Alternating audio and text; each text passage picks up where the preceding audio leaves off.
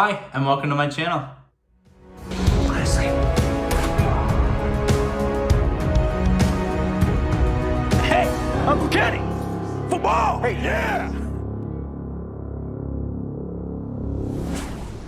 Greetings from the brand new home office that I've got now that I've moved back to Philadelphia. If you're new here, my name is Cedric. I'm an actor, a filmmaker, a screenwriter, and a YouTube reactor. And it's been a little bit since I've been able to post. As many of you know, I was in Pippin. I've got to be where my spirit can run free.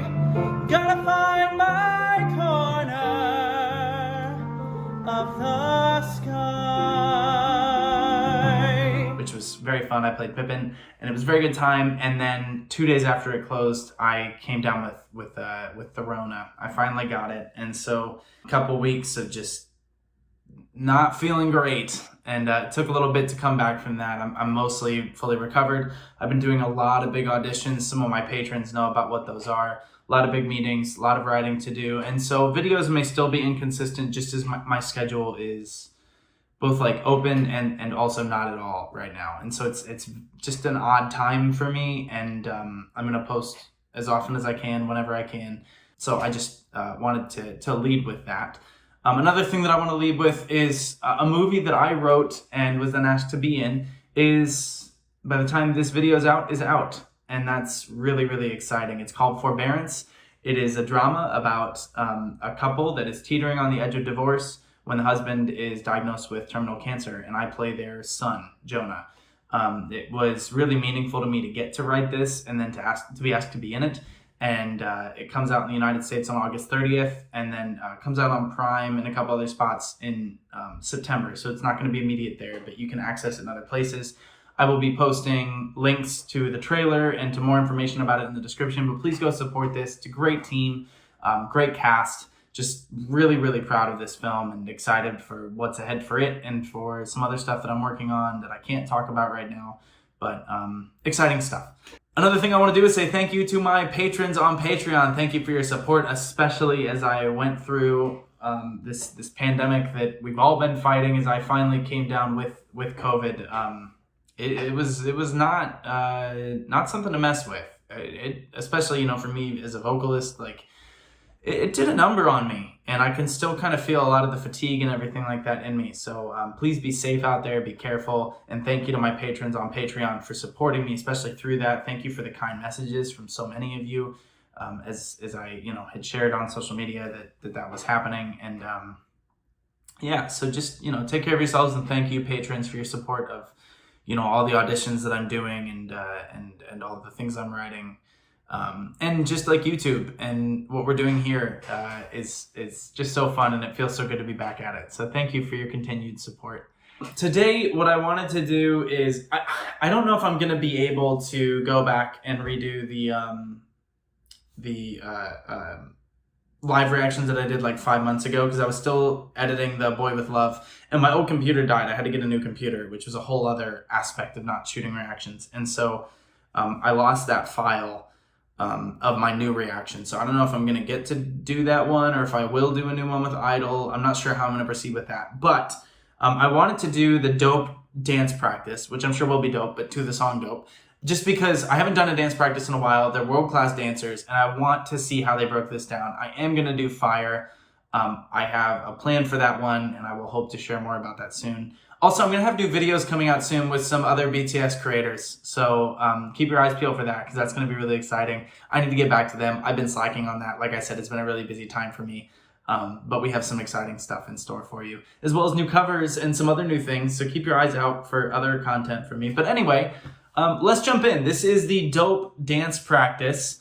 I can't wait to see how they go about this, because the cinematography was so important to this music video that taking the camera away, I just want to see how they handle this. And of course, I believe I've seen this live when I went to go see the Permission to Dance tour in theaters. I didn't get to go to the actual tour, but I was just, the whole day is just a blur because I was so excited. I don't remember any of the choreography, so let's find out.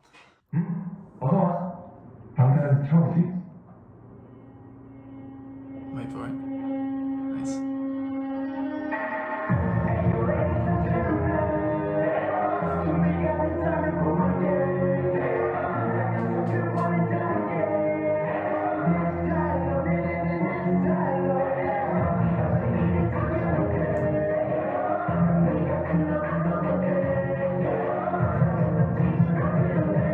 Oh, that was cool.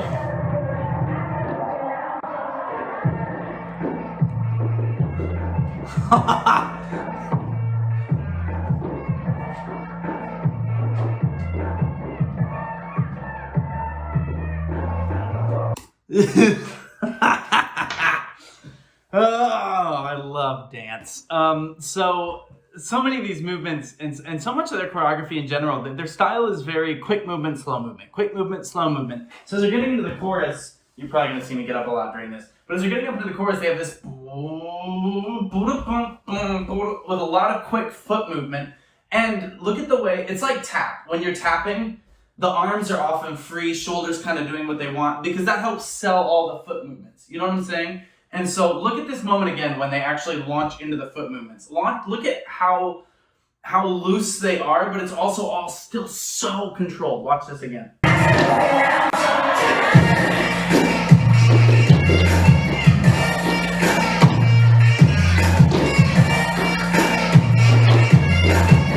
And just hear this. Hear how committed they are. So when I'm directing, especially if I'm working with anybody on stage, but working in film, doing any sort of choreography, one of the big things that I tell people is plug yourself into the floor. Imagine there's electrical outlets on the floor and that you've got one of the plugs coming out of your foot, right? So take your foot, take it, ready?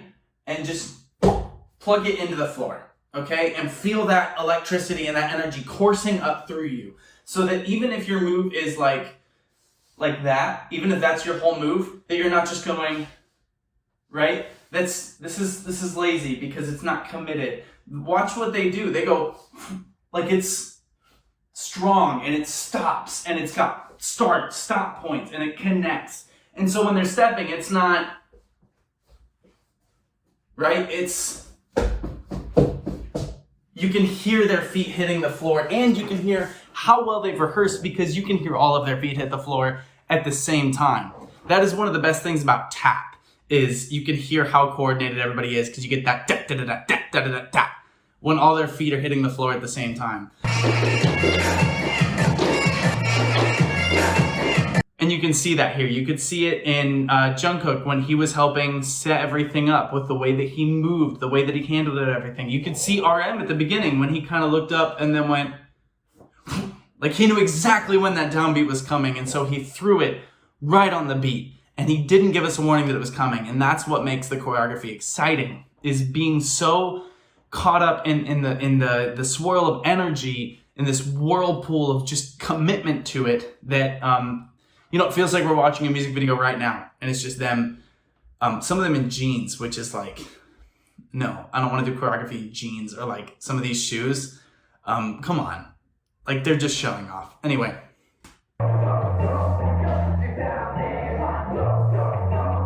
Nice.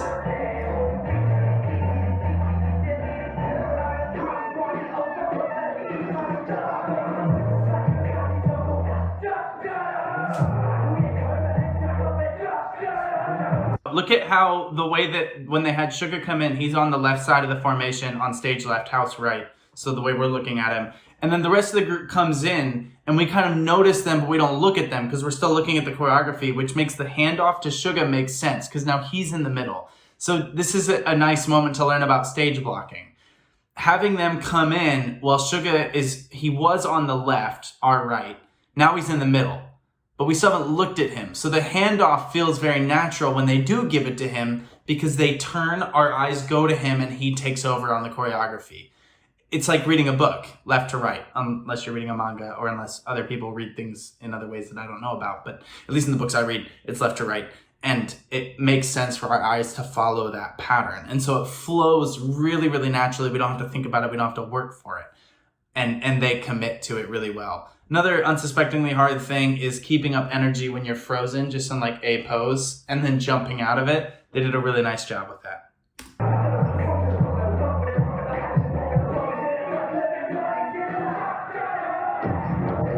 See that bounce right there?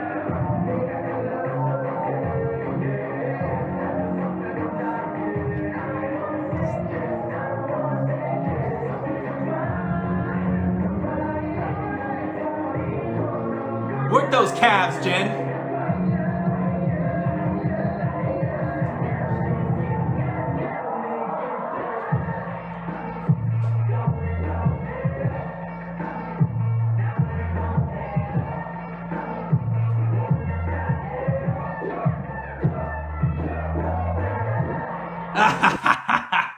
right. So one of the cool things that they do with this, like for example, right there at the end, is that they go,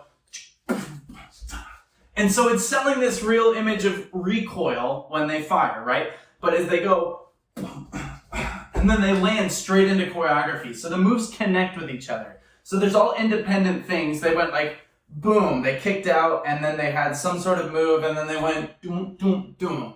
And so you hear what the music's doing, but each individual set, each 8 count or 12 count or 16 count, they flow together, and then there's a connecting 4 or there's a connecting 8 count, and then they have another segment that makes sense. But because of those connecting 4, or sometimes it's a 2 count, or sometimes it's even a 1 count, but the way that it all flows together makes it make logical sense for us as viewers, and because we're hearing it, we have to know what's coming.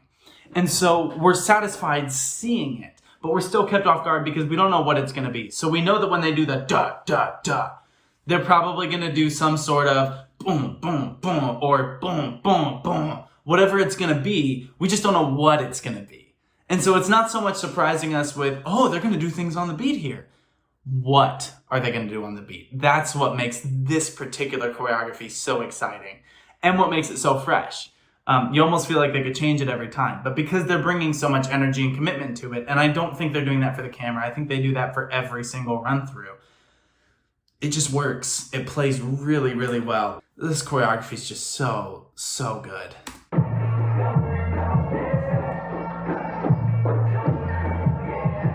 Okay, watch that again.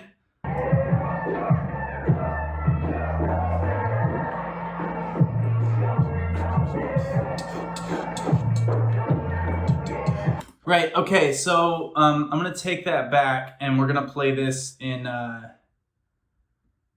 like half speed. All right, I'm gonna take these out so I can hear. But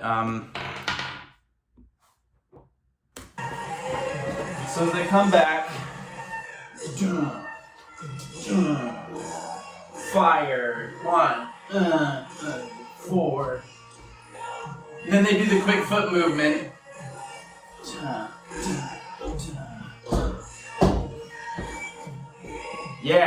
Yeah, cool. So basically what they're doing here is they have the boom, boom, 1, 2, 3, 4, boom, boom. And so that kick right there makes a nice noise for us to hear because we're seeing 1, 2, 3, 4 as the arms are coming in. So we're getting smaller physically and we can't hear their feet tapping across. And then we have 1, 2, and they land. But when they come around, it's boom, boom, boom, boom. And now you can't see my feet. Don't worry, I'm not getting that move right anyway. But now it's huge, and then it gets small again with the movement. So you see what I mean? They're committing to the rhythmic nature of the dance, but they're playing with size and with scale and with fluidity as well. And so that's what makes it so exciting to see. Now I'm out of breath, so that's good. That's where I'm at. So watch how they just fill the space between those moments that we know are coming with moves that are logical and that are just cool to see.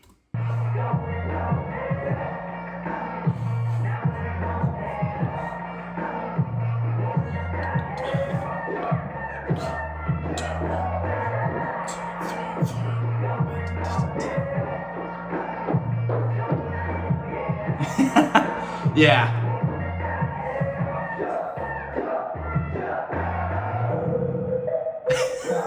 It's so good.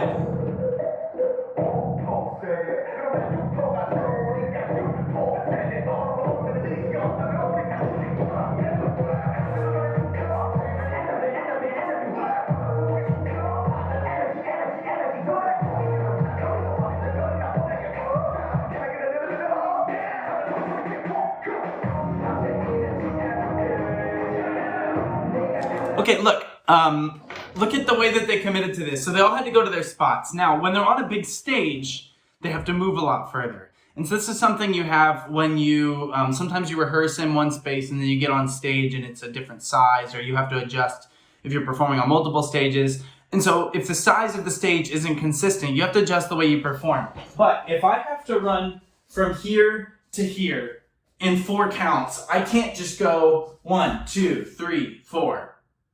Right? because that's boring. We lose all the energy. So I'm going to take it back here, but watch the way they commit. 1, 2, 3, 4.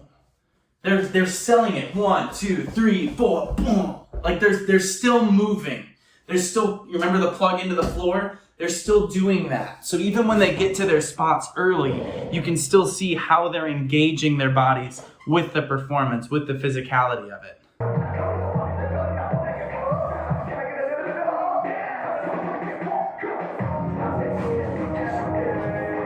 See what I mean? Right there. Nice slow-mo.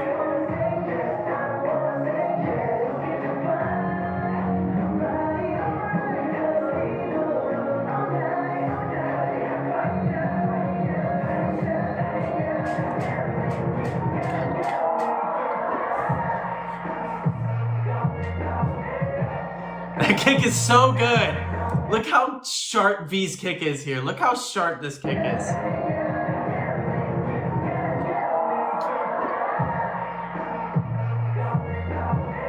It's so... Ugh.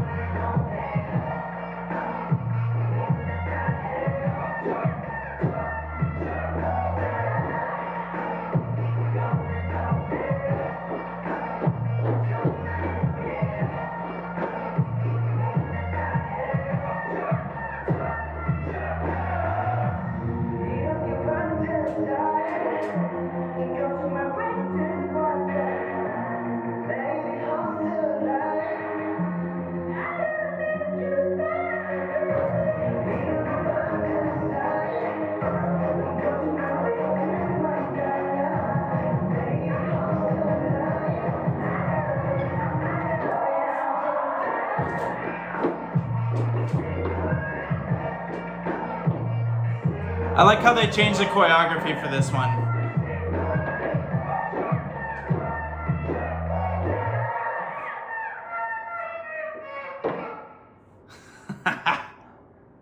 Yeah, they should be breathing heavily. Oh man. I feel like I said everything that needs to be said about that. I love watching, I think I've said before, I love watching people that love what they do, like do it and talk about it.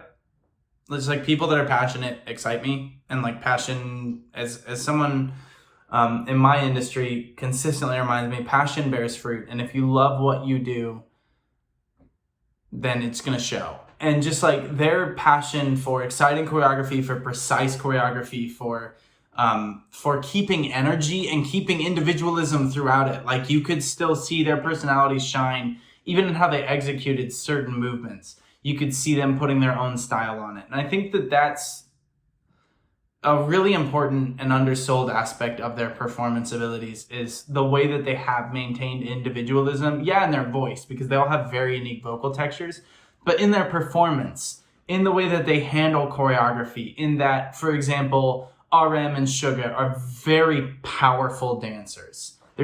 They're powerful to watch. They're strong, and you can see that.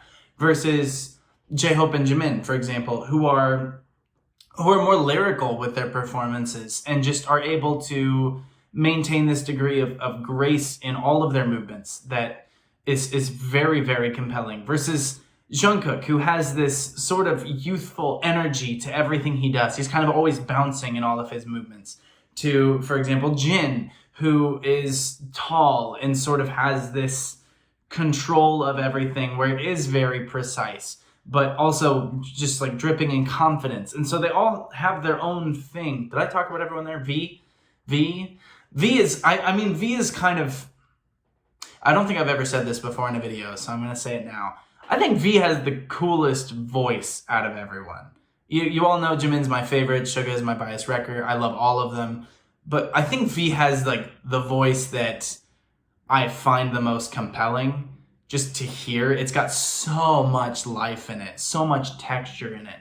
And as a dancer, I see that in him too. I see this kind of age to everything he does, where I've never seen someone dance wisely, but I guess that's what I feel like he does. It's very, very cool to see. So anyway, I'm going to hop off here because I've spent a lot of time talking about this. But thank you so much for watching. I'm hoping to do a reaction to the Fire dance practice soon. My goal is to have a special guest for that. we'll see how that goes. But until then, please drink lots of water, learn this choreography because it's cool and it's a good cardio workout. Take care of yourselves, get lots of sleep, fix your posture, and until next time, barahe.